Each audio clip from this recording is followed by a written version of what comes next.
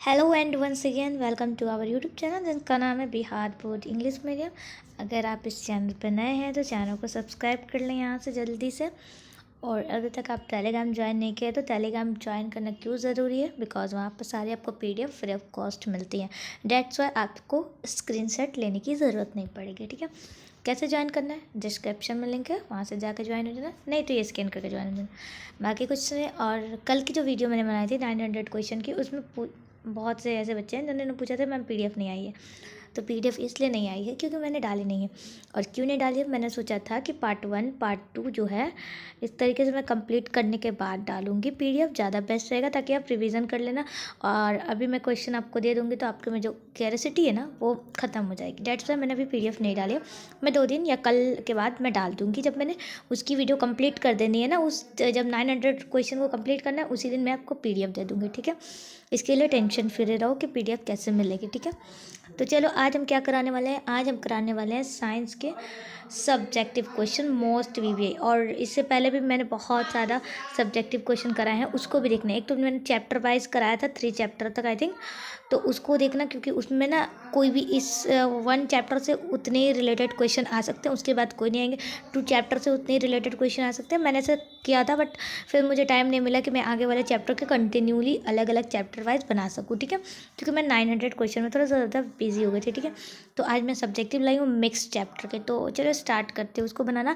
तो अभी तक आपने चैनल को सब्सक्राइब नहीं किया तो चैनल को सब्सक्राइब करो और वीडियो को लाइक ज़रूर करना। ठीक है, बहुत कम लाइक्स आते हैं, और ज़्यादा से ज़्यादा शेयर करो। ओके जी, तो हम आ गए हैं यहाँ पर अपने साइंस के मोस्ट इम्पॉर्टेंट सब्जेक्टिव क्वेश्चन की तरफ। ओके, तो क्या है, तो बहुत सारे बच्चे परेशान हो रहे हैं मैम सब्जेक्टिव क्वेश्चन लाई, सब्जेक्टिव क्वेश्चन सब्जेक्टिव बहुत सुन ले। लेकिन मैं आपको बता दूँ ना, जब आपका ऑब्जेक्टिव क्लियर रहेगा ना तो ऑब्जेक्टिव में आपको 40 में 40 करेक्ट करना है, क्योंकि वो एक मशीन के द्वारा चेक होगी। उसके पास ना ही दिल है ना ही कुछ है, वो आपकी फीलिंग्स को नहीं देखने वाला। लेकिन सब्जेक्टिव में एक सीक्रेट टिप्स है। मान लो मैं एक बात बताती हूँ, सब्जेक्टिव में क्या है ना कि आपने अपनी जो हैंड राइटिंग है ना अच्छी रखी। ठीक है, आपने 2-3 पेज का आंसर जो है ना बहुत बढ़िया लिखा। जैसे शॉर्ट होते हैं ना सेक्शन में क्या होता है ना, पहले वाले जो क्वेश्चन होंगे वेरी शॉर्ट होंगे। ओके, तो वो वाले के जो 5 क्वेश्चन आते हैं, ठीक है, मैक्सिमम आपको 5 करने होते हैं उनमें से। तो 5-5 करके आप क्या करोगे, बायोलॉजी फिजिक्स केमिस्ट्री कर लिए तो 3-4 पेज तो से ही फिलअप हो जाएगा। तो उसको ना आप क्या करना, करेक्ट लिखोगे ना, तो जो आगे वाले 6-7 पेज है ना उसको ना टीचर जो है ना वो देखेगा ही नहीं। वो बहुत ही आराम से, अगर उसमें हैंड राइटिंग भी आपकी ख़राब है तो कोई भी दिक्कत नहीं, नंबर आपको 1 नंबर बेसिक करके 1 नंबर कम करके दे दिया जाएगा ज़्यादा करके। ठीक है, तो समझ में आया। तो सब्जेक्टिव में उतना डरना नहीं है, बस तुम लोग को पैटर्न पता होना चाहिए किस तरीके से लिखना है। ओके, इस तरीके से अगर बाई चांस मैंने अगर बस इसी तरीके से लिख दिया होता क्लास 10 बिहार बोर्ड, इसमें कोई भी क्रिएटिविटी नहीं किया होता, तो क्या तुम लोग को ये अच्छा लगता, नहीं लगता। क्यों, क्योंकि इसके साथ कुछ ना कुछ हम लोग को करना है। जैसे आप लिखो, मानो कि तुम क्या करोगे, ब्लैक पेन से लिखोगे ना, सेक्शन भी कभी ब्लैक पेन से लिखना ज़्यादा बेस्ट रहता है। ओके, मैं यहाँ लिखती हूँ, यहाँ लिखती हूँ। ओके, और बहुत अच्छी हैंड राइटिंग में लिखना, सेक्शन भी। ओके, इस तरीके से अंडरलाइन करना। यहाँ शॉर्ट है तो शॉर्ट लिखना, पता नहीं क्यों मुझे स्क्रीन पर लिखा नहीं जाता। Okay, short answer type question, then question number 1। ऐसे नहीं लिखना, सीधा लिखना है, स्ट्रेट। ओके, मैंने ऐसे लिखा हुआ है तो ज़्यादा नहीं। Then short answer type question, अब उसके बाद से ऊपर ही लिखना है ऐसे। तो इससे क्या होगा ना, तुम्हारा जो पेजेस है ना वो फिलअप हो जाएंगे। तो पेजेस फिलअप होने की टेंशन लेनी ही नहीं है। ओके, तो ये था थोड़ा सा एक्स्ट्रा वाला ज्ञान, जिसमें घबराना नहीं है। आप लोग को बोर्ड एग्जाम है, आई नो बहुत कम टाइम बचे हुए, आपको सब्जेक्टिव भी याद करना है, तो आप बहुत आराम से याद करो। सब्जेक्टिव बहुत ईजी, आपको बहुत आराम से लिखना है, बहुत ईजीली। ठीक है, तो अभी जो मैं क्वेश्चन दे रही हूँ ना उसको आप लोग रिमेंबर करना लिख कर। इस पीडीएफ को मैं टेलीग्राम पे जस्ट अपलोड कर दूँगी इस वीडियो को अपलोड करने के बाद, इसके लिए भी टेंशन मत लेना। और इसको याद करो, लिखो, एंड निकलवाना है पीडीएफ को निकलवा सकते हो। अगर तुम्हारे पास लिखने का टाइम नहीं है तो या लिख लो। मैं ज़्यादा ये भी बोलूँगी कि लिखोगे तो तुम्हारे दिमाग में फिट होंगी। तो इतना मैंने बोलना था, मैंने बोल दिया। तो सबसे पहला क्वेश्चन क्या है, what is substitution reaction. Substitution reaction क्या है, आप इसे एक्सप्लेन कीजिए किसके द्वारा, एग्जाम्पल्स के द्वारा। ठीक है, तो क्या है, आपने पढ़ा होगा चैप्टर में, नहीं पढ़ा है तो मैं हिंदी के साथ पढ़ाऊँगी ताकि आपके सिलेबस भी कवर हो जाएंगे, कोई दिक्कत नहीं है, इस टॉपिक भी आपका कवर हो जाएगा। तो क्या है, the chemical reaction in which a more reactive substance displaces a less reactive substance. Is called substitution reaction. वैसी केमिकल रिएक्शन जिसमें एक से ज़्यादा जो रिएक्टिव सब्सटेंस होते हैं वो एक रिएक्टिव सब्सटेंस को क्या करती है ना, मतलब अगर बाई चांस जो रिएक्टिव सीरीज आपने देखी है ना अपने ये में, उसमें क्या होता है, एल्यूमिनियम ऊपर होता है, ठीक है। तो उस तरीके से जो जिसका बहुत ज़्यादा वो रिएक्टिव सब्सटेंस होगा ना, वो लेस रिएक्टिव, जो कम रिएक्टिव होगा ना, उसको डिस्प्लेस कर देगा, ठीक है। यानी डिस्प्लेस मतलब होता है सब्स्टिट्यूशन या रिप्लेसमेंट रिएक्शन। इसको हम लोग दूसरे नाम से भी जानते हैं, रिप्लेसमेंट रिएक्शन। ओके, आपने बहुत बार सुना होगा किसी के मुंह से कि रिप्लेसमेंट रिएक्शन भी होता है, ठीक है। तो इसको आप लोग रिप्लेसमेंट रिएक्शन या सब्स्टिट्यूशन रिएक्शन भी कह सकते हैं, ठीक है। तो इसलिए घबराना नहीं है। ओके, समझ में आया ना। अब एग्जाम्पल से पूछा है तो देखो, Fe+Cu SO4, तो Fe से ज़्यादा रिएक्टिव कौन है, Cu, तो वो क्या करेगा, Fe को डिस्प्लेस कर देगा, ठीक है। डिस्प्लेस मतलब हटा देगा और खुद FeSO4 के साथ रिएक्ट कर देगा, ठीक है। देन इसको कहते हैं हम लोग कि एग्जाम्पल हो गया। और यहाँ लिख देना कॉपर प्लस ज़्यादा रिएक्टिव है Fe से, ठीक है, ये लिख देना। देन क्वेश्चन नंबर 2 आता है, व्हाट इज इंडिकेटर। इंडिकेटर क्या है, sir dyes whose colour changes due to acid alkali are called indicator. वैसे कुछ डाइज जिनके कलर चेंज होते हैं किनके द्वारा, एसिड और अल्काइल के द्वारा, ओके, उनको इंडिकेटर कहते हैं। लिटमस पेपर और टर्मरिक इनका एग्जाम्पल है इंडिकेटर का, करेक्ट। इसको लिखते जाना, ओके, रिमेंबर करते जाना क्योंकि टाइम भी नहीं है, I know. What is called parasite. Parasite क्या आपने सुना होगा, ठीक है। दस organism which live on or in the bodies of other organism for purpose like food and shelter are called parasite. Okay, तो वैसे ऑर्गेनिज्म जो एक अदर ऑर्गेनिज्म के बॉडी में रहते हैं, बॉडी के अंदर या बॉडी के ऊपर, समझे, बॉडी के अंदर या बॉडी के ऊपर रहते हैं, किस लिए, उनका पर्पस क्या होता है, खाना के लिए और अपनी ज़िंदगी को बशर करने के लिए, लिव करने के लिए। देन उनको पैरासाइट कहते हैं, लाइक लाइश, ठीक है, लाइश। Question number 4, why does aqueous solution of acid conduct electricity.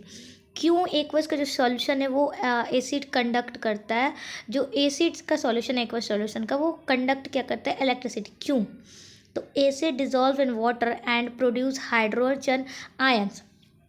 Acid को अगर हम लोग वाटर में डिजॉल्व करते हैं तो वो क्या प्रोड्यूस करेगा, हाइड्रोजन आयंस H+, ठीक है। दिस इज द रीज़न, तो यही एक कारण है जिसकी वजह से जो एक्वस सॉल्यूशन ऑफ एसिड होता है वो क्या होता है, कंडक्ट करता है इलेक्ट्रिसिटी, ओके। यहाँ गोल्ड लिखा है, electricity, okay. Then question number 5 कि a coin kept in water appears raise to Y.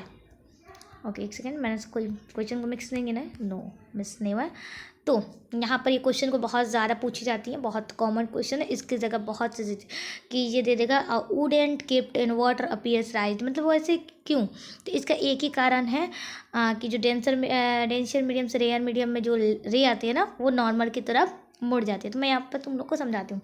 Coin kept in water appears to be raise up because the when the rays of light go from a denser medium to a rare medium, okay, they move away from the normal, that is why a coin kept in water appears to be right। मतलब कहने का मतलब है कि जब एक coin यानी एक सिक्के को अगर हम पानी में रखते हैं, पानी में रहती है तो वो अपीयर्स राइज होती है, ठीक है। क्यों, क्योंकि इसका रीज़न यही है कि जब एक लाइट की रे आती है ना, वो डेंसर मीडियम से रेयर मीडियम में जाती है, देन वो क्या करती है ना, अभिलंब से दूर यानी नॉर्मल से दूर चली जाती है। यही एक कारण है कि जो पानी में रखा हुआ सिक्का उठा हुआ दिखाई देता है, okay. Clear out. Question number 6 कि mention the pH value in daily life. PH की इम्पॉर्टेंस डेली लाइफ में क्या है, mention the pH value. PH importance यहाँ छोटा हुआ, ठीक है, इम्पॉर्टेंस लिख लेना, ओके। तो क्या है, to determine the pH of soil in agriculture work, मतलब कि पीएच जो है ना सॉइल के लिए भी बहुत ज़्यादा एग्रीकल्चर वर्क में डिटरमाइन करता है, मेडिसिन प्रोडक्शन में भी करता है और एक्वेटिक लाइफ के कंजर्वेशन में भी करता है, ओके। और एसिडिक और एल्कलाइनेट सॉल्यूशन के डिटरमाइन करता है ये चीज़ें, ठीक है। अब क्वेश्चन नंबर 7 वही क्वेश्चन, बस थोड़े से यहाँ पर रिफ्लेक्शन ऑफ लाइट आएगा, देखना, ठीक है। Why does the colour of sky appear blue, कि आपको जो आसमान है वो नीला ही क्यों दिखाई देता है, ओके, क्यों। तो सबसे पहला, when light sunlight passes through the atmosphere, जब सनलाइट एटमोसफेयर से पास करता है तो बहुत छोटे छोटे जो डस्ट पार्टिकल होते हैं वो प्रेजेंट होते हैं, कहाँ, एटमोसफेयर में, कहाँ, एटमोसफेयर में, okay. Scatter the light, scatter the blue colour यहाँ द है, ठीक है, तेज लिखा है, ठीक है, जा है, ठीक है। The blue colour the most due, मतलब कि ब्लू कलर होता है ना, बहुत ज़्यादा स्कैटर करता है, due to which the blue colour spreads all over. That's why जो ब्लू कलर है ना सारी जगह ऑल राउंड में फैलता है, स्प्रेड करता है। यही एक कारण है कि स्काई जो है ना अपीयर्स ब्लू। ओके, यहाँ ऑटो करेक्ट हो गया है। ओके, द का spelling THE। Okay, understood. What is ozone layer? Ozone layer क्या है? ओजोन लेयर का फॉर्मूला क्या हो? O3 होता है। ये भी पूछा जाता है एग्जाम में, ये पूछा जाता है ऑब्जेक्टिव टाइप क्वेश्चन में। O3 है ओजोन का फॉर्मूला। तो अब ओजोन लेयर क्या है ये पूछा जाता है, तो मैं बता दूं, ozone is an allotrope of oxygen. Ozone क्या है? एक ऑक्सीजन का एलोट्रैप है जिसमें 1 molecule of ozone is made up of 3 atom. जो ओजोन का 1 मॉलिक्यूल्स होता है ना वो 3 एटम से मिलकर बना होता है। किसके एटम? ऑक्सीजन के एटम। किसके एटम? ऑक्सीजन के एटम। ऑक्सीजन के कितने एटम से बना जाता है? 3 एटम से, ठीक है। कि okay, the molecular formula of ozone is O3। इसकी मॉलिकुलर फार्मूला कितनी होती है? O3 होती है। क्या होती है? Ozone layer is found in the outer surface of the atmosphere. Ozone layer कहाँ पाया जाता है? तो ओजोन लेयर हमें एटमोसफियर के आउटर सरफेस पे पाया जाता है, जो हमें प्रोटेक्ट करता है अल्ट्रा वायलेट रे से। किससे? अल्ट्रा वायलेट रे। अगर ये इससे प्रोटेक्ट में नहीं करेगा तो हमारे स्किन कैंसर हो जाएगा अगर ये अर्थ पे आया तो, ठीक है। Clear? Question number 9, what do you understand by catalyst? Catalyst से आप क्या समझते हैं? तो सिंपल सा, मैं इसमें बाद में एग्जांपल दूँ, जब मैंने चैप्टर पढ़ाया था वो भी एग्जांपल दिया था मैंने, ठीक है। तो अभी मैं बताती हूँ, ठीक है। Substance which do not themselves participate in the chemical reaction but increasing the rate of reaction और reduce it is called catalyst. कह रहा हूँ कि वैसे सब्सटेंस जो खुद केमिकल रिएक्शन में पार्टिसिपेट नहीं करते, हिस्सा नहीं लेते, लेकिन उनके पास इतनी एबिलिटी रहती है, हम कह सकते हैं कि वो ना जो रिएक्शन है उसकी रेट को बढ़ा भी सकते हैं, उसकी रिएक्शन के रेट को घटा भी सकते हैं, उसको कैटलिस्ट कहा जाता है। एक एग्जांपल बहुत ज़्यादा फेमस है, ठीक है। मैं देती हूँ एक एग्जांपल कि जैसे दो दोस्त क्या कर रहे हैं? फाइट कर रहे हैं। ओके, मैं यहाँ बनाती हूँ कुछ। क्या है? 2 फ्रेंड्स क्या कर रहे हैं? यहाँ पर फाइट कर रहे हैं। ओके,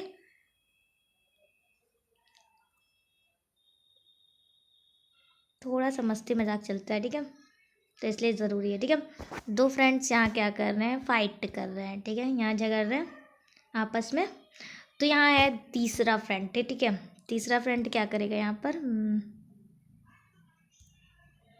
ओके, तीसरा फ्रेंड से तो ये क्या करेगा ना कि इसको कहेगा कि देख भाई देख, ये तुझे मार दिया। जब ये शांत होने बैठेगा ना तो ऐसे कहेगा कि देख भाई देख, ये तुझे मार दिया, ऐसे कैसे हो सकता है, ये तुम्हें मार दिया। ऐसे कहते हैं ना, लाइक ईगो को हर्ट करना या कुछ ऐसा टाइप का लाइक करना होता है, तो उसी को कैटलिस्ट कहते हैं। जैसे ये कहेगा ना इसको कुछ चीज़ें कहेगा कि देख किसने तेरे को मारा, तेरे को ही मारा, क्यों मारा, और इतने लोगों के बीच में मारा, लेकिन वो खुद पार्टिसिपेट नहीं कर रहा है कि वो झगड़े में, ठीक है, वो लड़ाई में खुद नहीं पार्टिसिपेट कर रहा है, लेकिन इनडायरेक्टली वो उसे क्या कर रहा है? उसका रहा है, ठीक है। ये समझ में आया ना?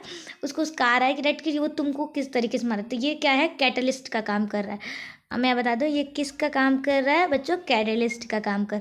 तो ऐसे दोस्त बहुत ही डेंजर होते हैं। तो अगर लाइफ में आपके ऐसे दोस्त हैं तो प्लीज़ रिमूव इट। मतलब लाइक, ठीक है, ऐसे देखना कि लाइक कि ये इसके साथ क्यों नहीं भाई, तुम्हें लड़ना है मेरे साथ, तुम मेरे साथ हो तो डायरेक्ट आओ उसके सामने कि नहीं भाई ये मेरा दोस्त है, मैं इसके लिए लड़ सकता हूँ। ये मतलब ये पार्टिसिपेट भी नहीं कर रहा है वो फाइट में, एंड देन उसके पास इतना एबिलिटी भी है कि उसके झगड़े को बढ़ा भी सकता है और उस झगड़े को ख़त्म भी कर सकता है। उसी को कैटलिस्ट कहते हैं। इसी तरीके से रिएक्शन में होता है, केमिकल रिएक्शन में। वैसे सब्सटेंस जो पार्टिसिपेट नहीं करते केमिकल रिएक्शन में, बट उनके जो रेट होता है ना रिएक्शन का, उसको बढ़ा भी सकते हैं, घटा भी सकते हैं। क्लियर? मैं जानती हूँ क्लियर हो गया होगा, इस एग्जाम्पल से सबको क्लियर हो जाता है, ठीक है। Right the formula of washing soda, explain it's 2 uses. Okay, washing soda का आपको फार्मूला लिखना है और उसके 2 यूजेस का। तो सबसे पहले बात बता दूं तो ये ऑब्जेक्टिव क्वेश्चन में भी पूछा जाता है। अगर आप सब्जेक्टिव भी याद करते हो ना, ओहो मैं यहाँ बता देती हूँ, सब्जेक्टिव याद करते हो तो आपको ऑब्जेक्टिव के 1-2 नंबर आराम से मिल जाते हैं, 3 नंबर। क्यों? क्योंकि मैं बताती हूँ, देखो molecular formula of washing soda is Na2CO3 into, ये पॉइंट का मतलब कहता है इनटू H2O। आपको पॉइंट देकर ही लिखना होता है, ऐसे करके नहीं लिखना होता है, ठीक है, इनटू H2O। ओके, ये क्या हुआ? मॉलिकुलर फार्मूला हुआ वॉशिंग सोडा का। ये आपको पूछेगा ऑब्जेक्टिव में, इस तरीके से पूछता है प्लास्टर ऑफ पेरिस का। और जो कि वो सब्जेक्टिव में भी पूछता है प्लास्टर ऑफ पेरिस का फॉर्मूला क्या है, उसके यूजेस मैंने आगे उसको मेंशन किया है। उस सारे क्वेश्चन को उस टाइम मैं एक्सप्लेन करती हूँ, ठीक है। अब इसके यूजेस के बारे में बात करें तो सोडियम कार्बोनेट का यूज़ किया जाता है ग्लास, शॉप और पेपर में। ओके।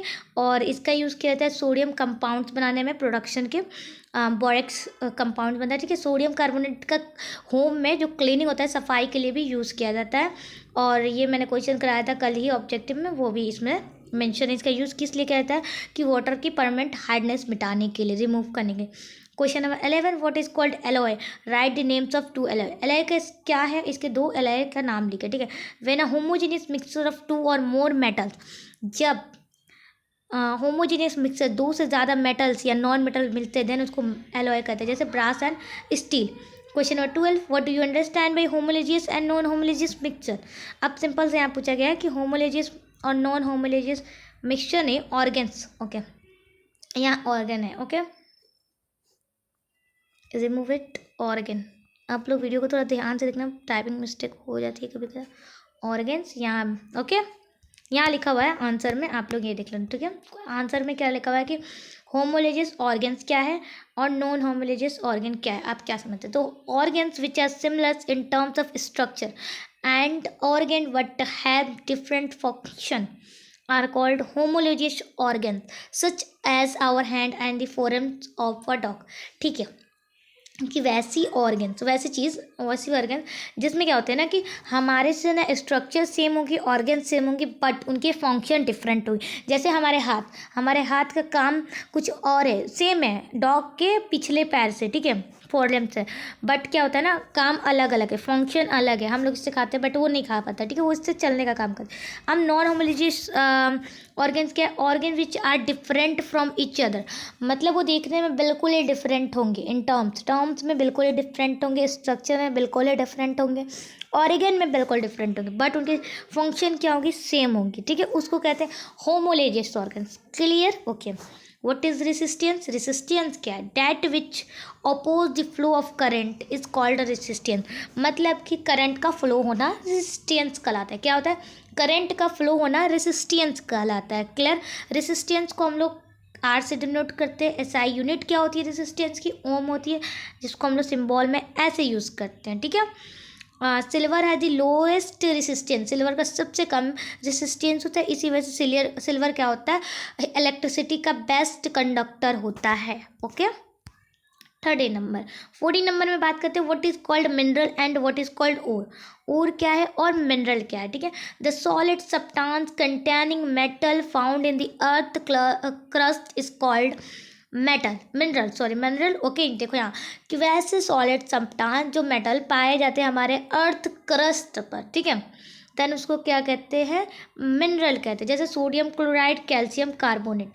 और क्या होता है, तो और इज अ मिनरल, और एक मिनरल है जिसमें जो मेटल प्रेजेंट होते हैं, एक एबेडियंस क्या बोलते हैं उसको, विच में मिलते हैं हमें, और and from which metal can be obtained easily, वो मेटल क्या होते हैं हमें ईजिली मिल जाते हैं, वो भी एक लो कॉस्ट में, उसको हम लोग और कहते हैं, जैसे bauxite, hematite, okay.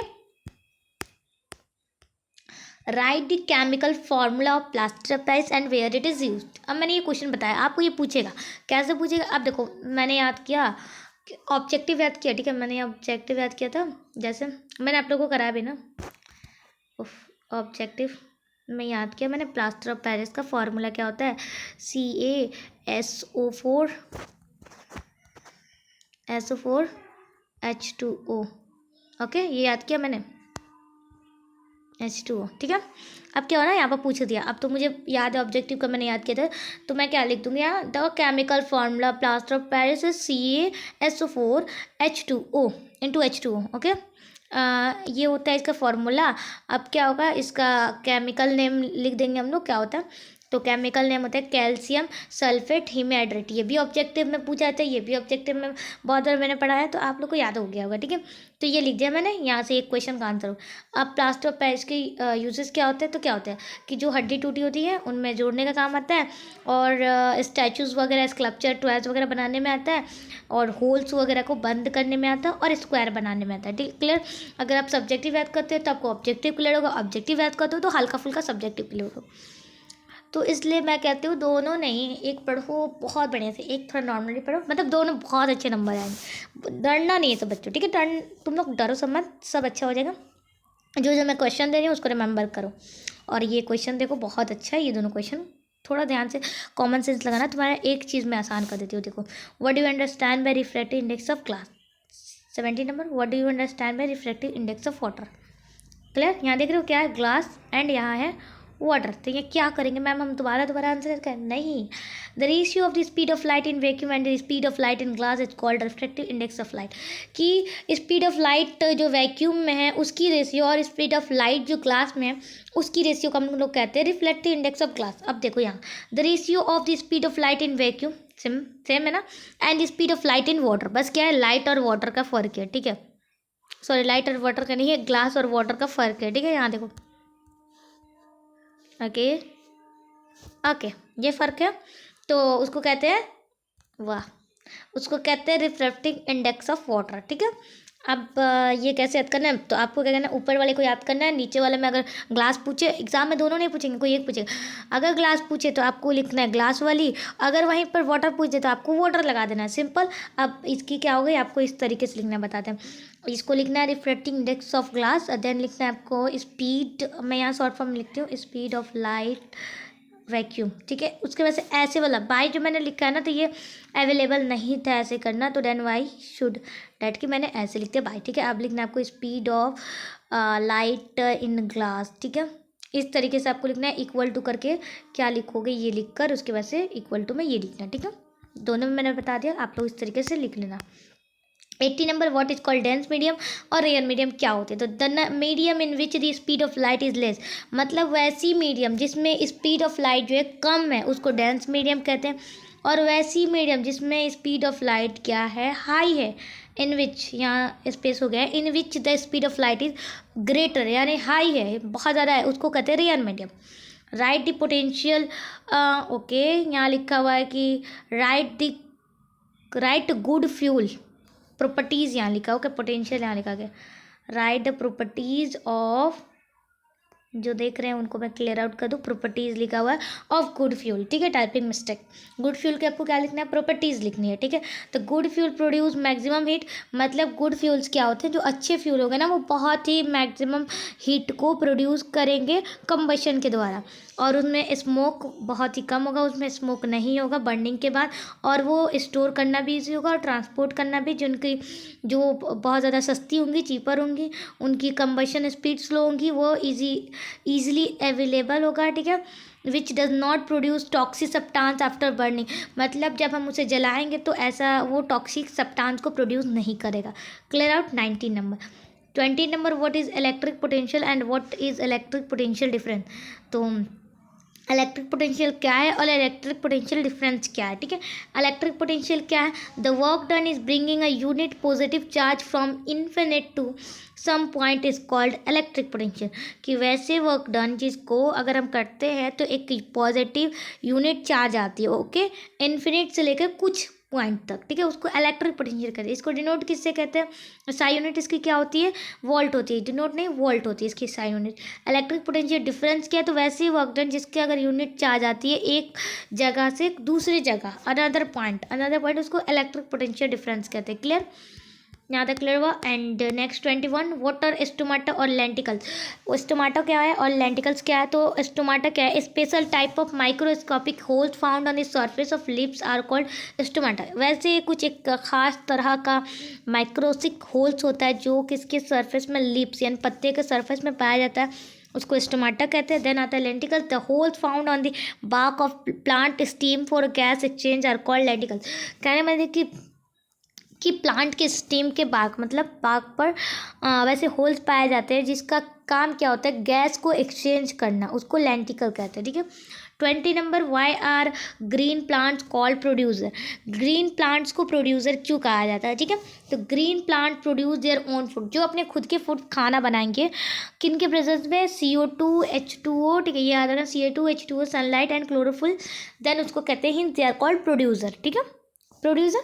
What is ग्लैवनोडाइजेशन, ग्लैवनोडाइजेशन क्या है, ग्लाइकोलाइजेशन क्या है, तो बात करते हैं तो ये एक ऐसा प्रोसेस है जब हम जिंक की कोटिंग करते हैं, ठीक है। कोटिंग मतलब एक लेयर चढ़ाते हैं, ठीक है। क्यों? क्योंकि क्या बोलते हैं ना, आयरन और स्टील को प्रोटेक्ट करने के लिए, प्रिवेंट करने के लिए, किससे? रस्टिंग से, जंग क्या बोलते हैं, जंग बोलते हैं ना उसको, जंग से बचाने के लिए जो ब्राउन लेयर जो है ना वो बन जाती है, देन उसी के लिए हम लोग करते हैं जिंक की coating. What is anodization? Anodization क्या है? Anodizing is a process of forming a thick oxide layer of aluminium. कि वैसी प्रोसेस है जिसमें क्या होता है कि एक एल्युमिनियम की पतली लेयर को हम लोग क्या करते हैं, फॉर्म करते हैं, बनाते हैं। Okay, then question number 25, what is ground wire? Ground wire क्या है? Earth connect wire which has green colour. मतलब कि अर्थ से जो कनेक्ट वायर होती है वो उसका ग्रीन कलर होता है, इंसुलेटिंग कवरिंग होती है। इसको कनेक्ट किससे करते हैं? एक मेटल प्लेट से, जो लोकेट कहाँ होता है, बहुत ज़्यादा अंडरग्राउंड, मतलब गहरी, डीप अंडरग्राउंड में होती है, हाउस के, घर के। द वायर जो स्पेशली यूज़ किया जाता है पोटेंशियल फॉर्म में इलेक्ट्रिसिटी के, ये किससे कवर्ड होती है? तो metal covered appliance like electric iron, tester, table fan में देखी जाती है, refrigerator etcetera. Okay, what is called kerosene? Give two example. Kerosene क्या है? तो व्हेन एक मेटल होता है जब क्लोराइड हो जाए, ठीक है, बाई रिएक्टिव विथ एसिड के साथ या मॉइस्चराइज हो जाता है, ये सारी चीज़ें जब उसके साथ रिएक्ट करेंगे ना, देन उसको कहते हैं केरोसिन। जैसे ब्राउन लेयर को सिल्वर पे जम जाना, ग्रीन कलर ऑन कॉपर, ये सारी चीज़ें, ठीक है। क्वेश्चन नंबर 27, ये स्मॉल हो गया, ठीक है, यहाँ मैं लिख देती हूँ। राइट मेंडलीव पीरियोडिक लॉ, ये पूछा जाता है तो मेंडलीव की पीरियोडिक लॉ लिखना है। तो the physical and chemical properties of element, मतलब कि फिजिकल और केमिकल प्रॉपर्टीज है जो एलिमेंट की पीरियोडिक फंक्शन में उनके एटॉमिक मासेस को हम लोग कहते हैं मेंडलीव पीरियोडिक लॉ। जो पहली बार पीरियोडिक टेबल किसने क्रिएट किया था? तो मेंडलीव साहब ने, ये भी याद रखना इंपॉर्टेंट है। What is called amphoteric substance? Amphoteric substance क्या है? दो substances which react with acid, वैसे सब्सटेंस जो एसिड के साथ रिएक्ट करते हैं और अल्काइल के साथ, उसको एम्फोटेरिक सब्सटेंस कहते हैं, जैसे zinc, aluminium, glass etcetera. Okay, question number 29, what is chemical equation? Chemical equation क्या है? Expressing the reactant and product participating in a chemical reaction in the form of an equation through formulas or symbol is called chemical equation।